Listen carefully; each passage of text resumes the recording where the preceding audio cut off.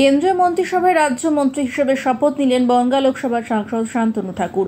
আর সেই মহা সান্ধিক্ষণকে ঘিরে ঠাকুরবাড়িতে উৎসবের আমেজ ফাটানো হয়েছে রঙিন আতশবাজি পটকার সঙ্গে মতুয়া ধর্মগুরু হরিচাঁদ গুরুচাঁদের নামে হরিবল ধ্বনি আর ডাঙ্কা কাসর সিঙ্গা বাজানো হয়। সন্ধ্যাকালীন শপথ গ্রহণ অনুষ্ঠান শেষ হতেই ঠাকুরবাড়িতে জমে বিজেপি কর্মী সমর্থক ও শান্তনু ঠাকুরের অনুগামীদের ভিড়। রাজ্য জুড়ে মতুয়া ধর্মের সংঘাধিপতিরা আনন্দ উৎসব পালন করে।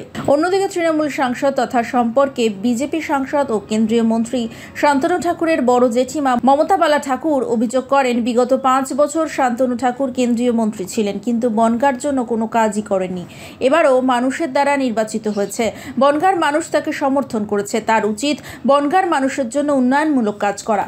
এটা তো মতো সমাজের জন্য একটা কলঙ্ক। তারপর হচ্ছে আমার হরিগুরুচাঁদের জন্য আজকে সেখানে ওই জায়গায় আজকে সেন্ট্রালে কেন্দ্র মিনিস্টার মানে স্টেট মিনিস্টার হয়েছে, সেই জায়গায় দাঁড়িয়ে যদি আজকে আমার হরিগুরুচাঁদের নামে শপথ গ্রহণ করতে না পারে, এটা মতো সমাজ এবং আমার হরিগুরুচাঁদের কলঙ্ক আমি মনে করি।